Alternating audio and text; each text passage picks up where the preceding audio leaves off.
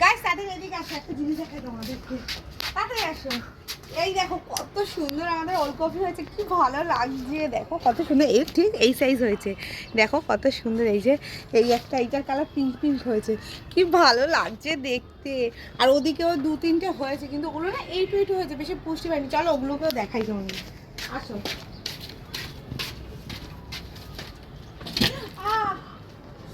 এই যে দেখো, এইগুলো বেশি পুষ্টি পায়নি, ওই একটা, এগুলো বেশি পুষ্টি পায়।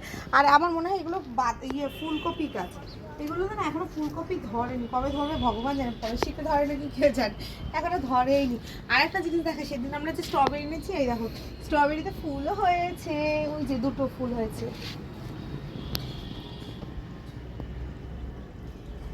বেশ ভালো লাগে ছাদ বাগানে ফল ফুল গাছ হলে, খুব ভালো লাগে।